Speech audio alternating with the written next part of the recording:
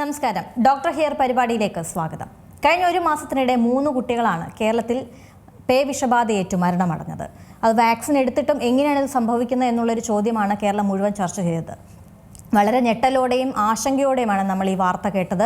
ഈ ചോദ്യങ്ങൾക്കെല്ലാം ഉത്തരം നൽകുകയാണ് അനന്തപുരി ആശുപത്രിയിലെ എമർജൻസി വിഭാഗം മേധാവിയായിട്ടുള്ള ഡോക്ടർ ഷിജു സ്റ്റാൻലി. ഡോക്ടർ, സ്വാഗതം പരിപാടിയിലേക്ക്. ഞാൻ തുടക്കത്തിൽ പറഞ്ഞതുപോലെ തന്നെ വളരെ ആശങ്കയുള്ളൊരു സമയങ്ങളായിരുന്നു നമ്മൾ കഴിഞ്ഞുപോയ ദിവസങ്ങളൊക്കെ ഉണ്ടായിരുന്നത്. അതും കുട്ടികളാണ് പേ വിഷബാധയേറ്റ് വാക്സിൻ എടുത്തിട്ടും അങ്ങനെ ഒരു മരണം സംഭവിക്കുന്നു എന്നുള്ളതാണ് നമ്മളെല്ലാവരെയും ആശങ്കയിലാക്കുന്ന ഒരു കാര്യം. അപ്പോൾ നമുക്ക് ആദ്യം തന്നെ പറഞ്ഞു തുടങ്ങാം, എന്താണ് പേ വിഷബാധ? ഇത് പുതിയൊരു വാക്കല്ല സമൂഹത്തിൽ നോക്കിക്കഴിഞ്ഞാൽ. കാരണം റാബീസ് അല്ലെങ്കിൽ പേ വിഷബാധ നമ്മൾ കുഞ്ഞുനാൾ തൊട്ടേ എല്ലാവർക്കും പരിചിതമായ ഒരു അസുഖമാണ്.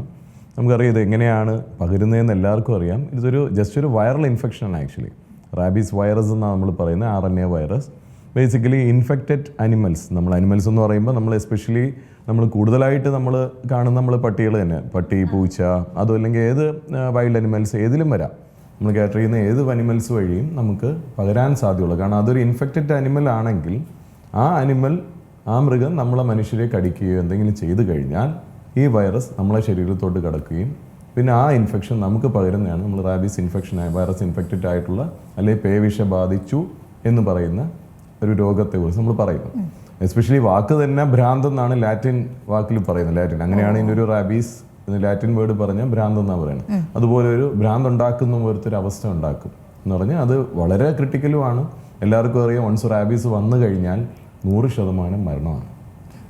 അതാണ് ഏറ്റവും ഡേഞ്ചറസ്. എസ്പെഷ്യലി നമ്മൾ പലപ്പോഴും നമ്മൾ ഒരുപാട് എക്സ്പോസ്ഡ് ആണ്. സ്ട്രേ ഡോഗ്സ്, അലഞ്ഞിരുന്ന് കിടക്കുന്ന പട്ടികളുണ്ട്, അല്ലെങ്കിൽ വീട്ടിൽ വളർത്തുന്ന നായ്ക്കളാണ്, അല്ലെങ്കിൽ പൂച്ചയൊക്കെ കോമൺ ആണ്. അപ്പം നമ്മൾ ഇതൊന്നും പൂച്ച തന്നെ പലരും നമ്മൾ ഈവൻ പ്രോപ്പറായിട്ട് അതിനെ വാക്സിനേഷൻ പോലും ചെയ്യാണ് വീടുകളിലെല്ലാം ഉള്ളത്.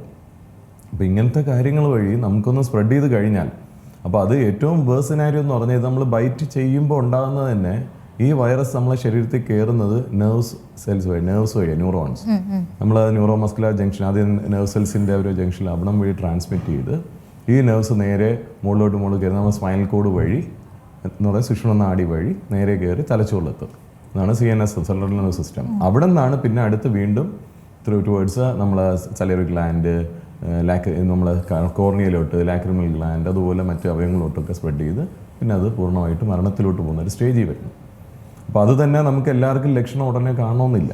അപ്പോൾ സാധാരണ ഈ ഇൻക്യുബേഷൻ ഫേസ് അതാണ് ഇനി അടുത്ത് ശ്രദ്ധിക്കേണ്ടത്. നമ്മൾ എപ്പോഴും പറയും കടിച്ചു, പണ്ടൊക്കെ ഒരു ആൾക്കാർ പറയില്ലേ 10 ദിവസം പട്ടിക്ക് കുഴപ്പമില്ല എന്നുണ്ടെങ്കിൽ പേ ഇല്ല എന്നൊരു ധാരണയുണ്ട്. അപ്പോൾ ഇപ്പോൾ ഇൻഫെക്റ്റഡ് അനിമൽ 10 ദിവസം വെയിറ്റ് ചെയ്യാൻ പോലും ഞങ്ങൾ പറയുന്നില്ല. കാരണം ഇതിനൊരു ഇൻക്യുബേഷൻ പീരീഡ് എന്ന് പറഞ്ഞാൽ നമ്മൾ സിംറ്റംസ് വരാതെ നമ്മളെ ശരീരത്തിൽ വൈറസ് ഇരിക്കുന്ന പീരീഡ് കേട്ട് കഴിഞ്ഞാൽ നമ്മൾ ഞെട്ടും. എന്ന് പറഞ്ഞാൽ 20 തൊട്ട് 90 ദിവസമാണ് ഇതിന് പറയുന്നത്. അത് may increase up to 1 year to 19 years. മനസ്സിലാക്കുക. എന്ന് പറഞ്ഞാൽ 20 ദിവസം തൊട്ട് 90 ആവറേജ് പറയുന്നെങ്കിലും ചില കേസുകൾ 1 വർഷം തൊട്ട് 19 വർഷം വരെ നമ്മളെ ശരീരത്തിൽ അത് ഇൻക്യുബേഷൻ പീരീഡ് ആയിട്ടിരിക്കുകയെന്നാണ് പഠനങ്ങൾ കാണിക്കുന്നത്. അപ്പോൾ അത് തന്നെയാണ് ഏറ്റവും ഡേഞ്ചറസ്. കാരണം നമ്മൾ ഈ ഇൻഫെക്റ്റഡ് ആയിട്ടുള്ളൊരു വ്യക്തി നമ്മൾ ഇത്രയും നാൾ എനി ടൈം നമ്മൾ സിംറ്റംസ് ഉണ്ടാക്കാനാണ് അതിൻ്റെ അർത്ഥം. അപ്പോൾ അതുകൊണ്ട് ഇതിന് വേറെ ചർച്ചകൾ നമ്മൾ ചെയ്യുന്നതിൽ തന്നെ ഇത്രയും ഇമ്പോർട്ടൻസ് ഉണ്ടെന്നുള്ളതായിരുന്നു നമ്മൾ സമൂഹം അറിഞ്ഞിരിക്കുന്നത്. അതാണ് ഇപ്പോൾ ഡോക്ടർ പറഞ്ഞത് വളരെ ഇമ്പോർട്ടൻ്റ് ആയ ഒരു കാര്യം. 20 വർഷം വരെയൊക്കെ ഇതിൻ്റെ സിംറ്റംസ് വരാം എന്നുള്ളതൊക്കെ പറയുമ്പോൾ അത് ഭയങ്കര അപകടകരമായ ഒരു കാര്യം തന്നെയാണല്ലോ. ഇപ്പോൾ ഏറ്റവും സിമ്പിളായിട്ട് ഞാൻ ചോദിക്കുകയാണ്, ഇപ്പോൾ ഒരു പട്ടി കടിക്കുകയാണ്, ഇപ്പോൾ നമുക്ക് തെരുവ് നായ്ക്കളെ തന്നെ ആദ്യം എടുക്കാം, നമുക്ക് വീട്ടിൽ വളർത്തുന്നതിനെക്കുറിച്ച് നമുക്ക് സംസാരിക്കാം. തെരുവ് നായ കടിക്കുകയാണെങ്കിൽ ആദ്യം ചെയ്യേണ്ട ഒരു കാര്യം എന്താണ്? ഇപ്പോൾ നമുക്കറിയാം റോഡിൽ കൂടെ നടന്നു പോകുമ്പോൾ അങ്ങനെ ചെയ്യുമ്പോൾ പെട്ടെന്ന് ചെയ്യാൻ പറ്റുക വളരെ, ഞാൻ കേട്ടിട്ടുണ്ട് ഈ പട്ടി കടിയേറ്റുള്ള ആദ്യത്തെ സമയങ്ങളൊക്കെ വളരെ ക്രൂഷ്യലാണ് എന്നുള്ള കാര്യം കേട്ടിട്ടുണ്ട്, ഡോക്ടേഴ്സ് തന്നെ പറഞ്ഞു കേട്ടിട്ടുണ്ട്. ആദ്യം എന്താണ് ചെയ്യേണ്ടത് ഇങ്ങനെ ഒരു അവസ്ഥ വരുമ്പോൾ? ഏറ്റവും ആദ്യം ചെയ്യേണ്ട വളരെ മിനിമം ആയിട്ടുള്ളൊരു കാര്യം അതെന്താണ്? ബേസിക്കലി നമ്മളൊരു സാധാരണ ഇപ്പോൾ പട്ടി കടിക്കുക, പൂച്ച കടിക്കുക, എന്താണെങ്കിലും എനി അനിമൽ ബൈറ്റ്, അപ്പോൾ എന്തെങ്കിലും രീതിയിൽ മുറിവുണ്ടാകുന്നുണ്ടെങ്കിൽ നമ്മൾ ആദ്യം ചെയ്യേണ്ടത് പ്രോപ്പർ ക്ലീനിങ് ആണ്. Thorough soap and water wash എന്ന് പറഞ്ഞാൽ സോപ്പും വെള്ളവും കൊണ്ട് നല്ല രീതിയിൽ ക്ലീൻ ചെയ്യുക. നല്ല രീതിയിൽ ക്ലീൻ ചെയ്യാൻ ചുമ്മാ ഒരു പ്രാവശ്യം ചുമ്മാ പൈപ്പിൽ കൊണ്ട് കാണിക്കാമല്ലോ ഉദ്ദേശിക്കുന്നത്. Around 15 to 20 minutes, 15 to 20 minute വരെ കണ്ടിന്യൂസ് വാഷ് ചെയ്യണമെന്നാണ് പറയുന്നത്. കാരണം ആ സൈറ്റിലുള്ള വൈറസ്, നമ്മളിപ്പോൾ കടിച്ച ആ മുറിവിലുള്ള വൈറസ് കംപ്ലീറ്റ്ലി നമ്മൾ വാഷ് ഔട്ട് ചെയ്യാൻ വേണ്ടി. കാരണം ഇതിന് ഒരിക്കലും അന്തരീക്ഷത്തിൽ ജീവിക്കാൻ ഇത് പറ്റത്തില്ല വൈറസ്. അപ്പോൾ അത് എത്രയും നേരത്തെ വാഷ് ഔട്ട് ചെയ്യുമ്പോൾ അത്രയും നമ്മുടെ ശരീരത്തിൽ കയറാനുള്ള ചാൻസ് കുറയുകയാണ്. അപ്പോൾ അതാണ് ആദ്യം നമ്മൾ ചെയ്യേണ്ടതും. പിന്നെ ഈ 15-20 മിനിറ്റിനകത്ത് വാഷിംഗ് പ്രോപ്പറായി കഴിഞ്ഞതിന് ശേഷം വേണമെങ്കിൽ ആൻറ്റിസെപ്റ്റിക് ലോഷൻസ് ഒക്കെ ആണെങ്കിൽ ബീറ്റാഡിൻ അങ്ങനത്തെ നമുക്ക് ഗുണമായിട്ടുള്ളത് അതൊക്കെ വേണമെങ്കിൽ കൊണ്ടും യൂസ് ചെയ്യാം. ആൻറ്റിസെപ്റ്റിക് ഏതെങ്കിലും വേണമെങ്കിൽ യൂസ് ചെയ്യാം. എത്രയും വേഗം ഹോസ്പിറ്റലിൽ വന്ന് അതിനുള്ള പ്രതിവിധി അടുത്ത് നമ്മൾ എന്താണെന്ന് ചോദിച്ചാൽ വാക്സിനേഷൻ അത് ഉടനെ എടുത്തിരിക്കണം. അതിന് ഒരു മാറ്റവും ഇല്ല. അപ്പോൾ നമ്മൾ മുറിവ് നല്ല രീതിയിൽ ക്ലീൻ ചെയ്യും. അത് ഈവൻ പട്ടിയും പൂച്ചയും അല്ലെങ്കിൽ മൃഗങ്ങൾ കടിച്ചാണ് സാധാരണ മുറിവുണ്ടായാലും നമ്മൾ കഴുകണം പറയാറുണ്ട്. അതേപോലെ തന്നെ ഇവിടെ പക്ഷേ ഇവിടുത്തെ സമയം ഇമ്പോർട്ടൻ്റ് ആണ്. 15 to 20 മിനിറ്റോളം പ്രോപ്പർ തറോ വാഷ് അത് നല്ല രീതിയിൽ ക്ലീൻ ചെയ്യുക, എന്നിട്ട് ഹോസ്പിറ്റലിലോട്ട് എത്തുക. അപ്പോൾ ഇനി നമുക്ക് അടുത്ത നമ്മൾ തുടക്കത്തിൽ പറഞ്ഞൊരു വിഷയം അതാണല്ലോ, വാക്സിൻ എടുത്തിട്ടും മരണം സംഭവിച്ചു എന്നുള്ളതാണ് കഴിഞ്ഞ ഈ 3 കേസുകൾ നമ്മൾ കണ്ടത്. അതിൻ്റെ ഒരു ആരോഗ്യ വകുപ്പിൻ്റെ ഒരു വിശദീകരണം എങ്ങനെയാണ് ഇത് സംഭവിക്കുന്നത് എന്നുള്ളതൊന്ന് വിശദമായി പറയൂ. ആക്ച്വലി ഇത് എല്ലാവരും എന്തിനാ വാക്സിൻ എടുക്കണമെന്നും പറഞ്ഞ് തുടങ്ങുന്നുണ്ട് അല്ലേ. അപ്പോൾ അത് ബേസിക്കലി നമ്മൾ വാക്സിനേഷൻ കൊണ്ട് ഒരിക്കലും ഇത് 100% പ്രൊട്ടക്ഷൻ നമ്മൾ പറയുന്നില്ല. ഇപ്പോൾ ബേസിക്കലി നമ്മൾ ഡീപ്പ് ബൈറ്റ്സ്, ഇപ്പം കഴിഞ്ഞ ദിവസങ്ങളുണ്ടായ കുട്ടികളുടെ മരണം തന്നെ വളരെ ഡീപ്പായിട്ടുള്ള ബൈറ്റായിരുന്നു. ഡീപ്പ് ബൈറ്റ്സ് വരുമ്പോഴത്തേക്ക് നമ്മൾ ഈ ആക്ച്വലി ഒരു ബൈറ്റ് സൈറ്റിൽ മസിൽ സോഫ്റ്റ് ടിഷ്യൂവിലെല്ലാം ഇത് ഇൻഫിൽട്രേറ്റ് ആയാൽ അവിടെ വൈറസ് റെപ്ലിക്കേഷൻ മൾട്ടിപ്ലിക്കേഷൻ കുറയ്ക്കാനൊക്കെ ഉള്ള രീതിയും പിന്നെ അത് നെർവ്സിലോട്ട് എൻ്റർ ചെയ്യുന്നതിനും അല്ലെങ്കിൽ അതുവഴി വ്യാപിക്കുന്നതിന് മുമ്പ് നമ്മൾ തടയാനാണ് ഈ വാക്സിൻ യൂസ് ചെയ്യുന്നത്. അപ്പോൾ വാക്സിനേറ്റ് ചെയ്യുമ്പോൾ നമ്മൾ ആൻറ്റിബോഡി ഡെവലപ്പ് ചെയ്യും. ഇതിനുള്ള പ്രതിരോധ ശക്തി നമ്മൾ ഡെവലപ്പ് ചെയ്യുന്നതനുസരിച്ച് പിന്നെ സ്പ്രെഡിങ് ഉണ്ടാവില്ല. പക്ഷെ അതേസമയം ഈ ആദ്യത്തെ ബൈറ്റ് തന്നെ നല്ലൊരു ഡീപ്പ് ബൈറ്റ് അല്ലെങ്കിൽ മൾട്ടിപ്പിൾ ബൈറ്റ്സ് ഉണ്ട്. നമ്മളെ നെർവ്സിൽ ഓൾറെഡി ഈ വൈറസ് അതിലോട്ട് എൻട്രി ചെയ്ത് കഴിഞ്ഞു കഴിഞ്ഞാൽ പിന്നെ നമുക്ക് വാക്സിൻ കൊണ്ട് ചിലപ്പോൾ പ്രൊട്ടക്ട് ചെയ്യാൻ പറ്റില്ല. അപ്പോൾ അതനുസരിച്ചാണ് നമ്മൾ ബൈറ്റ് ചെയ്യുന്നത്. കാരണം ചിലപ്പോൾ ചോദിക്കും എന്നാലും എനിക്കും വലിയ ബൈറ്റ് കിട്ടിയിട്ട് വാക്സിൻ എടുത്ത് വന്നില്ലല്ലോ. ചിലപ്പോൾ ആ സമയം നെർവ്സിൽ ഇത് കയറിയിട്ടുണ്ടാകണമെന്നില്ല. നമുക്കിതൊന്നും നേരിൽ കാണുന്ന കാഴ്ചയല്ല. അപ്പം നമ്മളെ ഞരമ്പുകളിലോട്ട് കയറി കഴിഞ്ഞാൽ പിന്നെ അത് നമുക്ക് വാക്സിൻ കൊണ്ട് പ്രിവെൻറ്റ് ചെയ്യാൻ പറ്റില്ല. അപ്പോൾ അതാണ് നമുക്ക് ഇതിൻ്റെ ഇമ്പോർട്ടൻസ്. എയർലി അവിടുത്തെ ആ സൈറ്റിലുള്ള ക്ലീനിങ് പ്രോസസ്സ് നേരത്തെ പറഞ്ഞു അതുപോലെ തന്നെ നമ്മൾ പ്രോപ്പർ വാക്സിനേഷൻ നിർബന്ധമായിട്ട് എടുക്കണം. ഞാൻ അതിലൊരു സംശയം ചോദിച്ചോട്ടെ, നെർവിലേക്ക് കയറുന്നതാണോ ഏറ്റവും അപകടം അതോ അത് ബ്രെയിനിലേക്ക് പോകുന്നതിലാണോ ഏറ്റവും അപകടം? കാരണം നെർവ്സിൽ എൻ്റർ ചെയ്ത് കഴിഞ്ഞാൽ എറൗണ്ട് പെർ ഡേ ഒരു 1 ഇഞ്ച് വെച്ചത് കയറി പോകുന്നതാണ് അർത്ഥം. അപ്പോൾ അതാണ് നമ്മൾ ഈ നെർവ്സിൽ ഇഞ്ചുറി ഇപ്പോൾ എവിടെയെങ്കിലും ബൈറ്റ് കിട്ടിയാൽ lower part of the body കിട്ടണേക്കാളും അപ്പർ പാർട്ടിനാണ് ഡേഞ്ചറസ് പറയുന്നത്.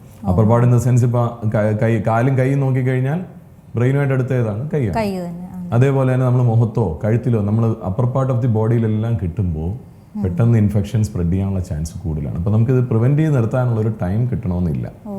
അപ്പോൾ അതാണ് നമ്മൾ വാക്സിൻ ഫസ്റ്റ് ഡോസിൽ നിർത്തുന്നില്ലല്ലോ, മൾട്ടിപ്പിൾ ഡോസ് എടുക്കേണ്ടി വരും. ഇതിലിപ്പോൾ ഈ മരണപ്പെട്ടതിൽ ഒരു കുട്ടിയുടെ തലയിലാണ് ഗുരുതരമായിട്ട് പരിക്കേറ്റിരിക്കുന്നത്. അപ്പോൾ അതൊക്കെ പെട്ടെന്ന് തന്നെ ബ്രെയിനിലേക്ക് നേരെ പോകാനുള്ള ഒരു ചാൻസ് ഉണ്ടായിരുന്നു അല്ലേ? ഓക്കെ. ഇതിന്റെ ഈ ഡോസ് അതുമായി അതിന്റെ ഈ വാക്സിന്റെ കൂടുതൽ കാര്യങ്ങൾ കൂടി പറഞ്ഞു തരുമോ? 3 ഡോസാണ് ഈ വാക്സിൻ നൽകേണ്ടത്. അതിലിപ്പോൾ ഈ കുഞ്ഞുങ്ങളുടെ കാര്യം എടുക്കുകയാണെങ്കിൽ 2 വാക്സിൻ കഴിഞ്ഞ് 3ാമത്തേതിൽ എത്തി നിൽക്കുമ്പോഴൊക്കെ മരണം സംഭവിച്ചിട്ടുണ്ട്. ഇതിന്റെ ഒരു പീരീഡ് എങ്ങനെയാണ്? എത്ര സമയത്തിനുള്ളിൽ ഈ ഡോസുകൾ കൊടുക്കണം എന്നുള്ളതാണ്? അതോ ഈ പറഞ്ഞതുപോലെ നെർവിൽ എത്തുമ്പോൾ തന്നെ ഇതിന്റെ ഒരു ഭീകരത ആയി കഴിഞ്ഞു, അപ്പോൾ അതിൽ പിന്നെ വാക്സിൻ എടുത്തിട്ട് കാര്യമില്ല എന്നുള്ളൊരു കാര്യം തന്നെയല്ലേ? അതിപ്പോൾ 3 കംപ്ലീറ്റ് ആക്കണമെന്നും ഇല്ല, അതിന് മുൻപ് തന്നെ മരണം സംഭവിക്കുന്നുള്ളതാണല്ലോ കഴിഞ്ഞതിലൊക്കെ നമ്മൾ കണ്ടത്. അപ്പോൾ ഇതിൽ പ്രത്യേകം എന്ന് പറഞ്ഞാൽ നമ്മൾ വാക്സിനേഷൻ പല രീതിയിലുണ്ട്. Pre exposure and post exposure prophylaxis എന്ന് പറഞ്ഞാൽ നമ്മളൊരു കടി കിട്ടുന്നതിന് മുമ്പുള്ള വാക്സിനേഷനും കടി കിട്ടിക്കഴിഞ്ഞാലുള്ള വാക്സിനേഷൻ.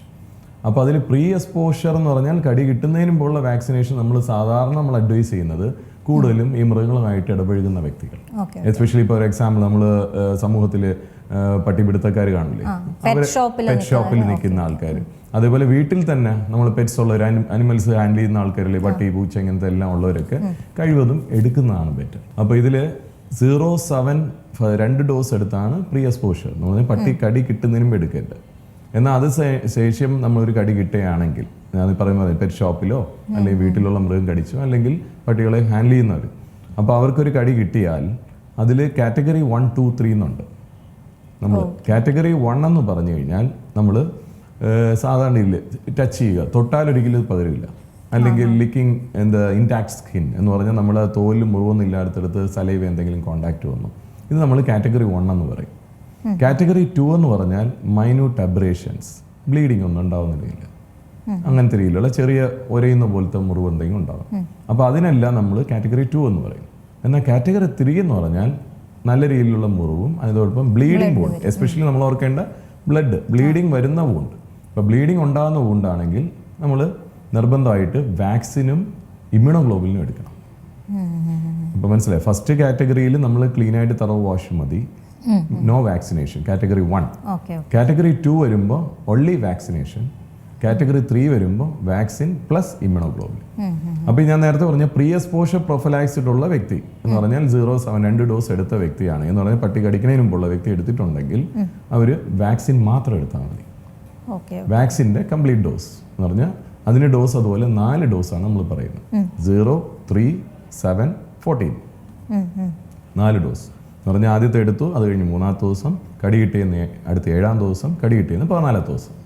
അപ്പോൾ ഇതാണ് നമ്മുടെ ഷെഡ്യൂൾ. പിന്നെ ചിലത് 28-ാമത്തെ ദിവസം എടുക്കുന്നുണ്ട് 5-ാമത്തെ ഡോസ്. അതെന്ന് പറഞ്ഞാൽ ബേസിക്കലി നമ്മൾ 5th ഡോസ് നമ്മൾ ഇമ്മ്യൂണോ കോംപ്രമൈസ്ഡ് ആയിട്ടുള്ള വ്യക്തികൾക്ക് സജസ്റ്റ് ചെയ്യുന്നത്.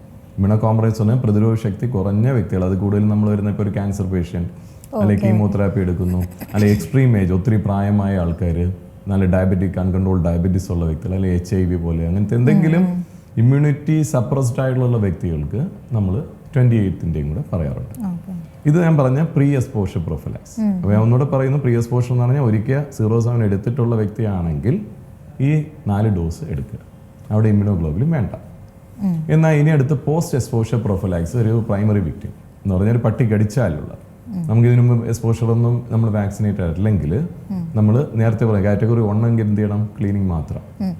2 ആണെങ്കിൽ only vaccination, the dose is same 0, 3, 7, 14.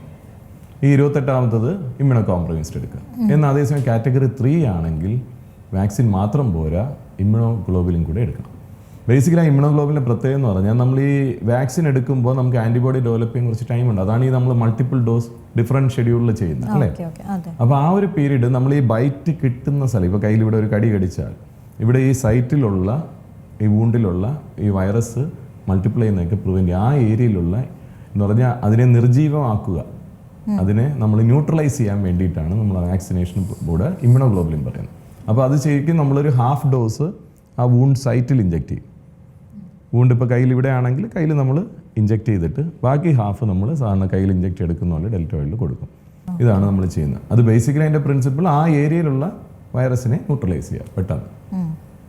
അപ്പോൾ അത് കടി കിട്ടിക്കഴിഞ്ഞാൽ ഇനി അതേപോലെ ഒരിക്കൽ വാക്സിനേറ്റ് ചെയ്തു, പിന്നെ നമ്മൾ വാക്സിൻ എടുക്കണമെന്ന് അടുത്ത ക്വസ്റ്റ്യൻ ചോദിക്കാം അല്ലേ.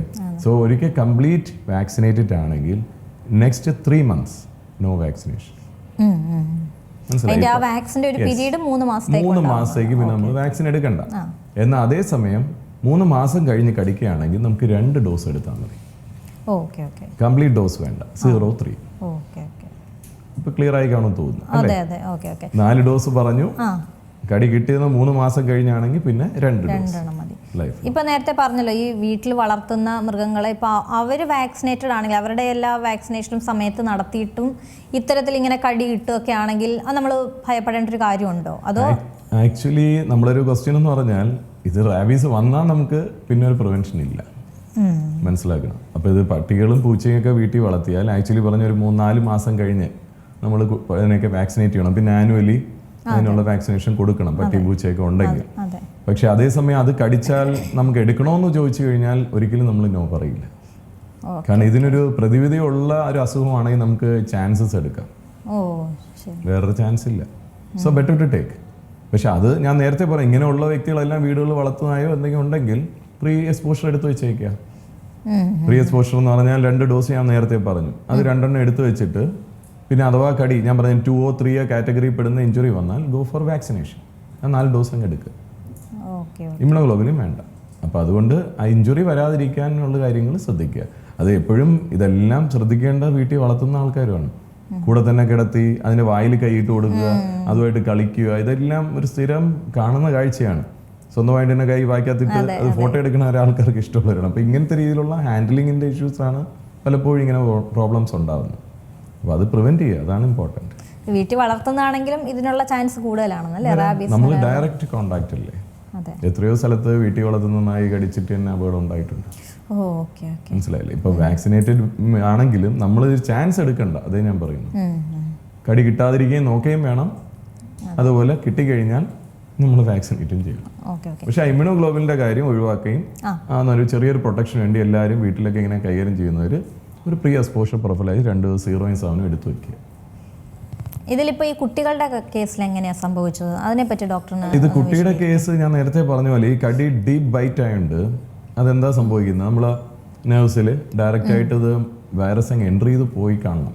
അതെ. നമുക്ക് പോയി എന്ന് ഉറപ്പില്ലെങ്കിൽ പോയി കാണാനാണ് സാധിക്കും. കാരണം അങ്ങനെ വരുന്ന സമയത്താണ് ഇങ്ങനത്തെ റിസ്ക് വരുന്നത്. കാരണം ഈ വാക്സിൻ ഫേസ് നമ്മൾ പറഞ്ഞില്ലേ 0, 3, 7, 14 ഇത്രയും കഴിയുമ്പോഴേ ഒരു പ്രൊട്ടക്ഷൻ ആകുന്നുള്ളൂ. അപ്പോൾ ഈ ഒരു പീരീഡ് വരെ പിടിച്ചു നിൽക്കാൻ ഒന്ന് ഡീപ്പ് ബൈറ്റ് നമ്മളെ കയ്യിലാണ് കടിച്ചിരിക്കുന്നത് അല്ലേ, എൽബോയിൽ കടിച്ചു, നല്ല മുറിവുണ്ടായിരുന്നു. അതുപോലെ നമ്മളെ മുഖത്തൊക്കെ ഇഞ്ചുറി ആയതൊരു കുട്ടിയുണ്ട്. സോ ഇതൊക്കെ എന്ന് പറഞ്ഞു കഴിഞ്ഞാൽ അവിടെ നമുക്ക് അതിനുള്ള സമയം പോലും കിട്ടുന്നില്ല. എസ്പെഷ്യലി നെർവ്സിൽ എൻ്റർ ചെയ്ത് കഴിഞ്ഞാൽ ഇത് പ്രിവെന്റ് ചെയ്യാൻ, കാരണം നമുക്ക് പോയി നെർവിനകത്ത് ഇത് ഇഞ്ചെക്ട് ചെയ്യാൻ പറ്റത്തില്ല. നമ്മൾ കൊടുക്കുന്ന എവിടെയാണ്, ഇൻട്രാമസ്കുലർ ആയിട്ട് അല്ലെങ്കിൽ ഇൻട്രാഡെർമൽ, 2 രീതിയിലുണ്ട്. ഇൻട്രാഡെർമൽ സ്കിന്നിന്റെ അടിയിൽ ചെറുതായി കൊടുക്കുന്നു, അല്ലെങ്കിൽ രണ്ടും ഡോസൊക്കെ സെയിം തന്നെയാണ്, 2 രീതിയിൽ എടുക്കാറുണ്ട്. അപ്പോൾ അത് എടുത്ത് ഇതിനുള്ള ടൈം കിട്ടുന്നില്ല. അതുപോലെ നെർവ്സിൽ നമുക്കൊരിക്കലും അതുപോലെ ഇൻഫിൽട്രേറ്റ് ചെയ്യാനും നമുക്ക് പറ്റത്തില്ല. ഇതാണ് ഇതിൻ്റെ ഇമ്പോർട്ടൻസ്. ഇത് പിന്നെ മറ്റൊരു കാര്യമുള്ള, ഈ വാക്സിൻ എല്ലാ ആശുപത്രികളിലും ലഭ്യമാകുന്നുണ്ടോ? അതിൻ്റെ ഒരു അങ്ങനത്തെ ഒരു പോരായ്മയൊക്കെ നമ്മൾ നേരത്തെ ചർച്ച ചെയ്തിട്ടുണ്ടായിരുന്നു. വാക്സിൻ ലഭ്യമായിട്ടുണ്ടോ എന്നുള്ളൊരു ചോദ്യമൊക്കെ ഈ മരിച്ച കുട്ടികളിൽ തന്നെ ഉണ്ടായിരുന്നു. അത്തരത്തിലുള്ളൊരു ചോദ്യമൊക്കെ ഉണ്ടായിരുന്നു. അപ്പോൾ അത് എല്ലാ ആശുപത്രിയിലും, ഗവൺമെൻറ് ആശുപത്രികളിലെല്ലാം അത് വാക്സിൻ ലഭ്യമല്ലേ? ഈ റാബീസ് വാക്സിൻ ഇസ് കോമൺ ആണ്. ഇത് ഈസിലി അവൈലബിൾ ആണ് എല്ലാ ഹോസ്പിറ്റലും, നോട്ട് ഓൺലി ഗവൺമെന്റ് തന്നെയാണ്, പ്രൈവറ്റിൽ എവിടെ പോയാലും ഇതെടുക്കാൻ പറ്റുന്നതാണ്. ഇപ്പം ആന്റിസിനേക്ക് വിനം എല്ലാ ഹോസ്പിറ്റലും ഉണ്ടോ എന്ന് ചോദിച്ചാൽ ചിലപ്പോൾ കാണത്തില്ല. അതുപോലെ അല്ല എന്ന് പറഞ്ഞാൽ പാമ്പ് കടി കിട്ടണം, പക്ഷെ പട്ടി കടിച്ചാൽ കിട്ടുന്ന സാധനം എല്ലായിടത്തും, ഈവൻ ടെറ്റനസിനുള്ള ഇഞ്ചക്ഷൻ അതും എല്ലായിടത്തും കിട്ടും. അപ്പൊ ഇങ്ങനത്തെ വാക്സിനൊക്കെ എവിടെയും അവൈലബിൾ ആണ്. പക്ഷെ ആളുകൾ പോകാൻ മടിക്കുന്നതാണ് പ്രശ്നം. പല ആൾക്കാരും ഇത് കിട്ടിയിട്ട് 24 മണിക്കൂർ കഴിഞ്ഞ് വരണവരുണ്ട്. ചിലർ പറയും ഞാൻ 10 ദിവസം പട്ടിയെ വാച്ച് ചെയ്ത് ഇപ്പൊ പട്ടിക്ക് എന്തോ പ്രശ്നം കാണിക്കുന്നുണ്ട്. അതുപോലെ മനുഷ്യരെ പോലെ തന്നെ കുറെ സിംറ്റംസ് ഒക്കെ കാണിക്കും. മനസ്സിലായോ? അപ്പോൾ വീട്ടിൽ വളർത്തുമ്പോഴേ എന്തെങ്കിലും അൺയൂഷ്വൽ ആയിട്ട് മൃഗങ്ങൾക്ക് ചിലപ്പോൾ ഒത്തിരി സെക്രീഷൻ വായി കൂടെ സലൈവ ഒലിച്ചുകൊണ്ടിരിക്കുന്നു, അല്ലെങ്കിൽ ഇടയ്ക്കിടയ്ക്ക് ഒരു പെട്ടെന്നൊരു വിഭ്രാന്തി പോലെ പട്ടി കാണിക്കുന്നു, വയലന്റ് ആവുന്നു, അൺയൂഷ്വൽ ആയിട്ടുള്ള ബിഹേവിയർ ഉണ്ടോ, അതൊക്കെ അലാമിങ് സൈനാണ്, ശ്രദ്ധിക്കേണ്ടതാണ്, വളരെ ഇമ്പോർട്ടൻറ്റ്. അതുപോലെ മനുഷ്യർക്കും ഇതുപോലെ സിംറ്റംസ് പലരും മിസ് ചെയ്യുന്ന കാര്യങ്ങൾ. ആദ്യം വരുന്നത് വെറും പനിയും ചെറിയ വോമിറ്റിംഗ്, അതുപോലെ ചെറിയ തൊണ്ടവേദന, അങ്ങനെ ചെറിയ ഒരു നോർമൽ ഒരു ഫീവർ റിലേറ്റഡ് സിംറ്റം, ഒരു വൈറൽ ഫീവർ വന്ന പോലെ കാണത്തുള്ളൂ, ക്ഷീണവും അല്ലെങ്കിൽ വിശപ്പില്ലായ്മ. ഇങ്ങനെ അത് കഴിഞ്ഞുള്ള സ്റ്റേജിലാണ് നമുക്ക് മറ്റു കോംപ്ലിക്കേഷൻ. അതും 2 രീതിയിൽ വരാം. ഒന്ന് നമ്മൾ എൻകെഫലൈറ്റിക് അല്ലെങ്കിൽ ഫ്യൂരിയസ് സ്റ്റേജ് എന്ന് പറയും. ആ ഫേസിലൊന്നും അങ്ങനെയുള്ള കാറ്റഗറി ഉണ്ട്. ഡംബ് റാബീസും ഉണ്ട്. ഫ്യൂരിയസ് റാബീസും പറയും, ഡംബ് റാബീസ്. ഈ ആദ്യം പറഞ്ഞ എൻകെഫലൈറ്റിക് അല്ലെങ്കിൽ ഫ്യൂരിയസ് റാബീസിനാണ് കൂടുതലും നമ്മൾ ഈ കേട്ടിട്ടുള്ളത്. വെള്ളം കണ്ടാൽ പേടിക്കും, ഹൈഡ്രോഫോബിയ, എയറോഫോബിയ, ഈ സെക്രീഷൻ വായി കൂടെ ഇങ്ങനെ സലൈവ് വന്നുകൊണ്ടിരിക്കുക, അല്ലെ കണ്ണീരൊക്കെ ഇങ്ങനെ ഒരു സ്വെറ്റി, ഇങ്ങനത്തെ ഒരു പ്രശ്നങ്ങൾ, ആൻസൈറ്റി, വെപ്രാളം, ഇതെല്ലാം വരുന്നത് കൂടുതലും എൻകെഫലൈറ്റിക് അല്ലെങ്കിൽ ഫ്യൂരിയസ് ടൈപ്പ് റാബീസ് എന്ന് പറയും. എന്നാൽ മറ്റേ ഡംബ് റാബീസിന് ഈ സിംറ്റംസ് ഒന്നും കാണില്ല. അവർക്ക് പാരലൈസിസ് മാത്രമേ വരത്തുള്ളൂ. എന്ന് പറഞ്ഞാൽ കൈകാലി ചിലപ്പോൾ തളർന്നു എന്ന് വരികയോ അല്ലെങ്കിൽ പാരലൈസ് ആയി പോകുന്ന സിംറ്റംസ് മാത്രമേ. അപ്പോൾ ചിലപ്പോൾ ആദ്യത്തെ ഫേസ് മിസ് ആവാനും ചാൻസ്. ചിലരൊക്കെ സ്ട്രോക്ക് എന്ന് വിചാരിച്ചിട്ട് വിചാരിച്ച് കൊണ്ടുവരാം, സ്ട്രോക്ക് പോലെ. പക്ഷെ അത് നമ്മൾ ഹിസ്റ്ററിയിലും ബാക്കി ക്ലിനിക്കൽ സയൻസ് നോക്കുമ്പോൾ ഒരു പട്ടികടി ഹിസ്റ്ററി ചിലപ്പോൾ ഒരാഴ്ച മുമ്പോ അങ്ങനെയൊക്കെ സിംറ്റംസ് വരാം. അപ്പൊ ഇങ്ങനെ ഡോക്ടർ ആദ്യം തുടക്കത്തിൽ പറഞ്ഞല്ലോ, ഇത് സിംറ്റംസ് കാണിക്കാനും സമയം എടുത്തിട്ടുണ്ട് എന്നുള്ള കാര്യം പറഞ്ഞല്ലോ.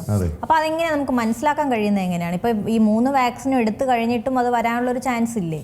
ഇല്ല, ഞാൻ പറഞ്ഞില്ലേ ഈ ഒരു ഫേസ് ഇപ്പം പറഞ്ഞ വ്യക്തികൾ മരിച്ചില്ലേ, കുട്ടികൾ മരിച്ചതും എത്ര നാളിനകത്താണ്? അതെ, എല്ലാം കൂടെ 2 ആഴ്ചക്കകത്ത് സംഭവിച്ചതാണ് അല്ലേ. അപ്പൊ ഫുള്ളി പ്രൊട്ടക്റ്റഡ് ആയി വർഷങ്ങളോളം ഇരിക്കുന്നതൊക്കെ പ്രൊട്ടക്റ്റഡ് ആയിരിക്കും. ദാറ്റ് മീൻസ് വാക്സിൻ എടുത്തു ആ പീരീഡിൽ. ഞാൻ പറഞ്ഞില്ലേ, യൂഷ്വലി ഒരു ഇൻക്യുബേഷൻ സാധാരണ ഫസ്റ്റ് വീക്കിൽ 10 ഡേയ്സിനകത്തൊക്കെ അല്ലെങ്കിൽ 2 വീക്സിനകത്ത് വരുന്ന കാര്യങ്ങളാണ് നമ്മൾ ഈ റെഗുലർ സിംറ്റംസ് വരുന്നത്. അതും പറഞ്ഞ് 20 days to 90 days ആണ് കോമൺ ലക്ഷണങ്ങൾ കാണിക്കുന്നത്. ഞാൻ റെയർ കണ്ടീഷനാണ് പറഞ്ഞ up to 1 year to 19 years. മനസ്സിലായി? 1 വർഷം തൊട്ട് 19 വർഷം എന്ന് പറയുന്നത് വളരെ റെയർലി. ബട്ട് എന്നാലും 20 തൊട്ട് 90 ദിവസത്തിലാണ് കോമൺ ആയിട്ട് നമുക്ക് വരുന്നത് ഇൻക്യുബേഷൻ പീരീഡ് മാക്സിമം. അപ്പോൾ അത് ഡിപ്പെൻസ്. അപ്പോൾ അതുകൊണ്ട് നമുക്ക് ആദ്യത്തെ ഫേസ് കഴിഞ്ഞ് വർഷങ്ങൾ കഴിഞ്ഞൊരു സ്ട്രോക്ക് ഒരു മൈവൻ്റെ 10 വർഷം ഞാൻ പട്ടി കടിച്ചു, വാക്സിനേറ്റ് ചെയ്ത പേഷ്യൻ്റ് ആണ്, എന്നിട്ടും എനിക്ക് കിട്ടിയെന്ന് പറയുന്നതിൽ അർത്ഥമില്ല. അതും മിക്കവാറും വേറെ സ്ട്രോക്ക് ഒക്കെ ആയിരിക്കാം. അതുപോലെ ചില പേഷ്യൻസ് ഉണ്ട് 1-2 വാക്സിൻ എടുത്തിട്ട് മുങ്ങും, പിന്നെ അവർ എടുക്കണമെന്നില്ല, കുഴപ്പമില്ല, പട്ടിക്ക് അസുഖമൊന്നുമില്ല, അതുകൊണ്ട് ഞാൻ എടുക്കണില്ല, അങ്ങനെ പറയുന്ന ആൾക്കാരും ഉണ്ട്. എന്നിട്ട് പട്ടി ചിലപ്പോൾ ഒരാഴ്ച കഴിഞ്ഞ് വണ്ടി കയറി വല്ലതും ചത്തുപോവുകയും ചെയ്യാം. ചോദിച്ചു കഴിഞ്ഞാൽ പിന്നെ പട്ടി 10 ദിവസം കഴിഞ്ഞ് എങ്ങനെയോ മരിച്ചു, അങ്ങനെയോ പറയുള്ളൂ. അപ്പോൾ ഇങ്ങനെയൊക്കെ സംഭവിക്കാം. അപ്പോൾ അതുകൊണ്ട് ഇതിനൊരു റിസ്ക് എന്നൊരു ചാൻസ് എടുക്കാൻ നമുക്ക് പറ്റില്ല. അതാണ് ബേസിക്കലി. കടിക്കുകയാണോ വാക്സിനേറ്റഡ് ആയിരിക്കണം 100%. അത് ഈ പല മിഥ്യാധാരണ പബ്ലിക്കൊക്കെ പലരും പറയും വാക്സിൻ അഗൻസ്റ്റ് എടുത്തിട്ടും കാര്യമില്ലല്ലോ, അത് ഈ പറയണ പുക വലിച്ചില്ലെങ്കിലും ക്യാൻസർ വരില്ലെന്ന് ചോദിക്കണമല്ലേ. മനസ്സിലായി. കൂടുതലും സാധ്യത ഉള്ളത് നമ്മൾ പ്രിവെന്റ് ചെയ്തല്ലേ പറ്റത്തുള്ളൂ. അതെ. ഇപ്പൊ എല്ലാവർക്കും ഒരേപോലത്തെ സിംറ്റംസ് ആയിരിക്കുമോ വരുന്നത് എന്ന് പറഞ്ഞാൽ ഇപ്പൊ പനി അല്ലെങ്കിൽ അങ്ങനത്തെ സിംറ്റംസ്? കോമൺ ആയിട്ടുള്ള സിംറ്റം ഫസ്റ്റ് ഫേസിൽ വരുന്നൊരു വൈറൽ ഫീവർ വരുന്ന പോലെ കാണത്തുള്ളൂ. ചെറിയ പനിയും ബോഡി ഒരു ക്ഷീണം, വിശപ്പില്ലായ്മ, അതുപോലെ വോമിറ്റിംഗ് സെൻസേഷൻ, ചെറിയ സോർ ത്രോട്ട് പോലെ ഇങ്ങനെയൊക്കെ പ്രസന്റ് ചെയ്യും. അത് കഴിഞ്ഞിട്ടാണ് ഞാൻ പറഞ്ഞ എൻകഫലൈറ്റിക് അല്ലെങ്കിൽ ഫ്യൂരിയസ് റാബീസ് ഫേസിൽ പോവാം, അല്ലെങ്കിൽ ഡംബ് റാബീസ് ഫേസിൽ. അതാണ് ഞാൻ ആദ്യം പറഞ്ഞത്. മറ്റേ വെള്ളത്തിനോടുള്ള ഇതും മറ്റേ ഇതൊക്കെ സ്പാസം കഴിക്കൽ അങ്ങനത്തെ കാര്യങ്ങൾ, സെക്രീഷൻസ് കൂടുന്നു. ഇപ്പൊ ഇതില് നമ്മൾ എപ്പോഴും ഈ പേ വിഷബാധ പറയുമ്പോൾ ഏറ്റവും ആദ്യം പറയുന്നത് പട്ടികളുടെ കാര്യം തന്നെയാണ്. പക്ഷെ അതിലൂടെ മാത്രമല്ലല്ലോ, ഇപ്പൊ പൂച്ചകളിലൂടെ നേരത്തെ ഡോക്ടർ പറഞ്ഞല്ലോ, പൂച്ചകളിലൂടെയൊക്കെ വരാലോ. അത് ഏറ്റവും കോമൺ എന്നുള്ളത് പട്ടിയാണ് എന്ന് മാത്രമല്ലേ ഉള്ളൂ. അല്ലാതെ അത് കാരണം എന്താന്ന് പറഞ്ഞാൽ പട്ടിയാണ് കൂടുതൽ ആൾക്കാർ ഹാൻഡിൽ ചെയ്യുന്നത്. കാരണം നമ്മൾ റോഡിൽ നോക്കിയാലും മറ്റ് വൈൽഡ് ആനിമൽസ് ഒന്നും റോഡിൽ നടക്കുന്നുണ്ടോ?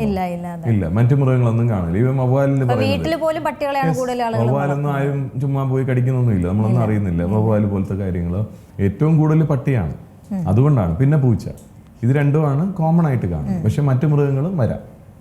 അപ്പൊ അത് ശ്രദ്ധിക്കേണ്ടത് തന്നെയാണ്. അത് എസ്പെഷ്യലി ഞാൻ ഈ പറയുന്ന എല്ലാത്തിനും important prevention. Prevention is better than cure എന്നുള്ളത് അത് തന്നെയാണ്. അത് എസ്പെഷ്യലി ഞാനിപ്പോൾ പലപ്പോഴും നമ്മൾ റോഡിൽ കാണുന്നതാണ് അല്ലേ, പട്ടിയൊക്കെ ആൾക്കാർ ഹാൻഡിൽ ചെയ്യുന്നത് എങ്ങനെയാണ്. പട്ടി മൃഗങ്ങളെ സ്നേഹിക്കേണ്ടെന്ന് ഞാൻ പറയുന്നില്ല, പക്ഷെ സ്നേഹിക്കുമ്പോൾ സൂക്ഷിക്കണ്ടേ അല്ലേ. റോഡിൽ പലപ്പോഴും കാണാറുണ്ട് പട്ടികൾക്ക് ഫുഡ് എടുത്തിട്ട് കൊടുക്കുന്നു, പലയിടത്തും ഫീഡ് ചെയ്യുന്നു. അപ്പോൾ അങ്ങനെ വരുമ്പോൾ ഈ അലഞ്ഞിരിക്കുന്ന പട്ടികളുടെ എണ്ണം കൂടും. നമ്മൾ വെറുതെ പലയിടത്തും ഫുഡ് പാർട്ടിക്കിൾസ് അല്ലെങ്കിൽ നമ്മൾ വേസ്റ്റ് പലയിടത്തും ഡിസ്പോസ് ചെയ്യുന്ന പ്രോപ്പർ അല്ലാതെ വരുമ്പോൾ എന്ത് സംഭവിക്കുന്നു, അവളെയെല്ലാം ഇങ്ങനത്തെ പെറ്റ് പെരുകുന്നു, അതിൽ പൂച്ചകൾ നിറയുന്നു. ഇതൊന്നും ആരുടെയും കൺട്രോൾ ഇല്ലാതെ നടക്കുന്ന സംഭവമാണ്. പക്ഷെ അങ്ങനെ മൃഗങ്ങളെ സ്നേഹിക്കുന്നുണ്ടെങ്കിൽ നിങ്ങൾ ആഹാരം കൊടുക്കുന്നതിനോടൊപ്പത്തി അവരെ വാക്സിനേറ്റ് ചെയ്യാനുള്ള ശ്രമം കൂടെ ചെയ്യുക. അറ്റ്ലീസ്റ്റ് ഓക്കെ, വഴിയിലൊരു നായനെ കണ്ടു അല്ലെങ്കിൽ ഒരു പൂച്ചയെ കണ്ടു, സ്നേഹിച്ചോട്ടെ. പക്ഷേ അതിനോടൊപ്പം അതിന് അധികൃതമായി ഇപ്പോൾ ഗവൺമെൻറ് അറിയിക്കുക അല്ലെങ്കിൽ അതിനൊരു വാക്സിനേഷൻ കൊടുക്കാനുള്ളൊരു സൗകര്യം കൊടുത്താൽ അറ്റ്ലീസ്റ്റ് തെരുവ് നായ്കളും അല്ലെങ്കിൽ തെരുവ് തിരഞ്ഞു നടക്കുന്ന പൂച്ചയും എല്ലാ സാധനവും പ്രൊട്ടക്റ്റഡ് ആവും. അറ്റ്ലീസ്റ്റ് അത് കടിച്ചു കഴിഞ്ഞാൽ ആർക്കെങ്കിലും കിട്ടാതിരിക്കും, അല്ലെങ്കിൽ വൈറസ് മറ്റു മൃഗങ്ങളോട്ട് പകരാതെ ഇരിക്കും. നമ്മൾ സ്നേഹിക്കുമ്പോൾ ആ ഒരു കരുതൽ കൂടെ എടുത്താൽ ഇറ്റ്സ് ഗുഡ്. പിന്നെ അതുപോലെ വായിൻ്റെ അടുത്തുകൊണ്ട് ഫീഡ് ചെയ്യാറുണ്ട് ചിലർ, വെരി ഡേഞ്ചറസ് ആണ്. വായിൽ വെച്ച് കൊടുക്കാറുണ്ട്, അതൊന്നും ചെയ്യരുത്. റീസെൻ്റ്ലി ഞാൻ കണ്ട കാഴ്ചയും കൂടെയാണ്. അടുത്തിരുന്ന് വായിൽ ഇങ്ങനെ വെച്ച് കൈ ഇങ്ങനെ നക്കാൻ കൊടുക്കുന്നു. സ്ട്രേ ഡോഗ് എന്ന് പറഞ്ഞാൽ വഴികിടെ റെയിൽവേ സ്റ്റേഷനിൽ നിൽക്കുന്ന ഒരു പട്ടി, വെരി വെരി ഡേഞ്ചറസ്. അത് കഴിഞ്ഞ് അവരും കയറി പോവും. ഇപ്പൊ ബേസിക്കലി കയ്യിൽ നക്കണോണ്ട് ഇൻഫെക്റ്റഡ് ആവുന്നില്ല, കാരണം ഇൻടാക്ട് സ്കിന്നാണ്. ഇന്ന് അതേസമയം കയ്യിൽ വല്ലതും അന്ന് നഖം മുറിച്ച് വെട്ടിയ മുറിവോ അല്ലെങ്കിൽ എന്തെങ്കിലും ആംബറേഷൻ ഉണ്ടെങ്കിൽ നമ്മൾ അറിയുന്നില്ല. ഇൻഡയറക്ട്ലി അല്ല, ഒരു മുറിവുണ്ടെങ്കിൽ അതുവഴി കയറാം, ഫ്രഷ് വൂണ്ടാണെങ്കിൽ. അപ്പോൾ അതൊക്കെ നമ്മൾ അറിയാതെ പറ്റുന്ന സംഭവങ്ങളാണ്. അപ്പോൾ അതുകൊണ്ട് ഇങ്ങനെ പരിചരിക്കുമ്പോൾ സൂക്ഷിക്കുക. അങ്ങനെ ഓവറായിട്ടുള്ള ഒരു കെയറിലോട്ട് പോകാതെ കുറച്ച് ശ്രദ്ധയോടുകൂടി കാര്യങ്ങൾ ചെയ്യുക. ഞാൻ ഒരു കാര്യം കൂടെ ചോദിക്കാം. നമുക്കറിയാം, ഇപ്പോൾ കേരളത്തിൽ തന്നെ വാക്സിനെതിരെ നിൽക്കുന്ന ആളുകൾ ഒരുപാടുണ്ട്. ഇപ്പോൾ കുഞ്ഞുങ്ങളിൽ പോലും വാക്സിൻ കൊടുക്കുന്നതിനെ എതിർക്കുന്ന ആളുകളും ഒക്കെ ഉണ്ട്. അത്തരക്കാരൊക്കെ ഇപ്പോൾ എത്രത്തോളം കൂടി നിൽക്കുമ്പോൾ ഈ ഇപ്പോഴത്തെ ഈ വാർത്തകൾ, ഈ വാക്സിനേറ്റഡ് ആയിട്ടും കുഞ്ഞുങ്ങൾ മരിക്കുന്നു എന്നുള്ളൊരു കാര്യം അതിനൊരു തിരിച്ചടി ആവാൻ സാധ്യതയില്ലേ? അല്ലേ, ഇതിപ്പോൾ തിരിച്ചടി ഇൻ ദ സെൻസ് തന്നെ ബേസിക്കലി ഒരു അൺഅവയർനെസ് ആണ്, വിവരമില്ലായ്മ എന്നേ ഞാൻ പറയത്തുള്ളൂ. കാരണം ഒരു രീതിയിൽ എപ്പോഴും പറയാം എന്തിനാ വാക്സിൻ എന്ന് ചോദിക്കാം. അല്ലെങ്കിൽ ഇതെല്ലാം കണ്ടുപിടിച്ചിരിക്കുന്നത് ഓരോന്നിനെയും പ്രിവെന്റ് ചെയ്യാൻ വേണ്ടിയിട്ട്. ഒന്ന് ആലോചിച്ച് നോക്കി, ഈ വാക്സിൻ ഇല്ലെങ്കിൽ ഇന്ന് നാട്ടിൽ എത്ര പേര് പേവിഷ ബാധിച്ച് മരിക്കുമായിരുന്നു. Very simple. ഇന്ന് ഈ കണ്ട 1-2 കുട്ടികൾ ഒഴികെ ബാക്കി എല്ലാവരും എത്ര പേര് പ്രൊട്ടക്ട് ചെയ്തിട്ടുണ്ട്. അപ്പോൾ ആ പ്രൊട്ടക്ഷനാണ് നമുക്ക് വേണ്ടത്. ഇപ്പം 100-ൽ 90% പ്രൊട്ടക്റ്റ് ആയാലും 50% പ്രൊട്ടക്റ്റ് ആയാലും എന്തുകൊണ്ട് അത് പ്രൊട്ടക്റ്റ് ചെയ്യണ്ട? അത് നമുക്ക് വളരെ ഇമ്പോർട്ടൻ്റ് അല്ലേ. നമ്മുടെ ലൈഫാണ്, അല്ലെങ്കിൽ നമ്മുടെ കുടുംബത്തിൻ്റെ നിലനിൽപ്പാണ്. ഇതെല്ലാം നമ്മൾ മനസ്സിലാക്കി ഇതിനൊരു ചാൻസ് എടുത്ത് വാക്സിൻ പാടില്ല എന്ന് പറയുന്ന മിഥ്യാധാരണകൾ പ്രചരിക്കുന്നതും തെറ്റാണ്. അത് ശ്രദ്ധിച്ചിട്ട് അത് ഫോളോ ചെയ്യുന്നതും തെറ്റാണ്. 100% എടുക്കേണ്ട വാക്സിൻ ഇപ്പോൾ കുട്ടികൾ ജനിച്ചു തന്നോട്ട് എന്തൊക്കെ പ്രിവെൻറ്റ് ചെയ്യാറുണ്ട്, അതിനുള്ള പ്രോപ്പറായിട്ടുള്ള വാക്സിൻ. ഇപ്പോൾ നോക്കുക, പോളിയോ ഇപ്പോൾ നമ്മുടെ നാട്ടിലുണ്ടോ? ഇപ്പോൾ പറയാണ് വാക്സിൻ ഒന്നും എടുക്കണ്ട. അതൊക്കെ ഇറാഡിക്കേറ്റ് ചെയ്തു ഓൾമോസ്റ്റ് അല്ലേ. പണ്ട് എത്രയോ ആൾക്കാർ നമ്മൾ ചെറുപ്പത്തിലേക്ക് കണ്ടിട്ടുണ്ട്, ഒരുപാട് പോളിയോ ബാധിച്ച ആൾക്കാരെ കണ്ടിട്ടില്ല. ഇപ്പോൾ ആരെ കാണുന്നുണ്ട്? ഒരു എക്സാമ്പിളാണ്. അതുപോലെ വാക്സിൻ ഡ്രൈവ് വഴി എത്ര മാറിയിട്ടുണ്ട്. അപ്പോൾ ഇതൊക്കെ ചെയ്യേണ്ട കാര്യങ്ങൾ അതാത് സമയത്ത് പറയുന്നത് ഫോളോ ചെയ്യുക, വിശ്വസിക്കുക, അതാണ് ഇമ്പോർട്ടൻറ്റ്. അല്ലാതെ ഈ പലരും ഇതിനെക്കുറിച്ച് വിവരമില്ലാത്ത പലരും സംസാരിച്ചിട്ട് അതങ്ങ് ഫോളോ ചെയ്യുന്നത്. കാരണം സംസാരത്തെ കൊണ്ട് പലരെയും നമുക്ക് തെറ്റിദ്ധരിപ്പിക്കാം. ആ തെറ്റിദ്ധാരണകളാണ് ഇപ്പം പബ്ലിക്കിൽ പല മീഡിയാസ് വഴിയോ അല്ലെങ്കിൽ യൂട്യൂബ് വഴിയോ ഇതൊക്കെ പറഞ്ഞിട്ട് വെറുതെ സ്പ്രെഡ് ചെയ്യുന്നു, അത് ഫോളോ ചെയ്യുന്നു. അതുകൊണ്ട് ഇതിനൊരു ചാൻസേ എടുക്കരുത്. വാക്സിനേഷൻ ഷെഡ്യൂൾ എന്താണോ ഗവൺമെൻറ് ഡിസൈഡ് ചെയ്തിട്ടുള്ളത് കറക്റ്റായിട്ട് ഫോളോ ചെയ്യും. അതിലൊരു മാറ്റമില്ല. അതിൽ WHO അല്ലെങ്കിൽ ലോകമെമ്പാടും പ്രാക്ടീസ് ചെയ്യുന്ന കാര്യങ്ങളാണ് ഇതെല്ലാം പറയുന്നത്. അല്ലാതെ നമ്മൾ ഒരു കേരളത്തിലോ അല്ലെങ്കിൽ നമ്മുടെ നാട്ടിലോ പറഞ്ഞിരിക്കുന്ന കാര്യമല്ല. അതിലൊരു മാറ്റവും ഇല്ല. ശരി, വളരെ നന്ദി ഡോക്ടർ. എന്തായാലും ഇതുവരെ ഉണ്ടായിരുന്ന കുറേ സംശയങ്ങളാണ് ഈ പേ വിഷബാധയേറ്റും വാക്സിൻ എടുത്തിട്ടും ഒക്കെ എങ്ങനെ ഇത് സംഭവിക്കുന്നു എന്നുള്ള കാര്യങ്ങളെല്ലാം വളരെ ക്ലിയറായി തന്നെ ഡോക്ടർ പറഞ്ഞു തന്നു. വളരെ നന്ദി ഡോക്ടർ പരിപാടിയിൽ പങ്കെടുത്തതിന്. Thank you. പുതിയ വാർത്തകളും വിശേഷങ്ങളും ഇനി വിരൽ തുമ്പിൽ. എല്ലാ ഡിജിറ്റൽ പ്ലാറ്റ്ഫോമുകളിലും ഇപ്പോൾ സീ മലയാളം ന്യൂസ് ലഭ്യം.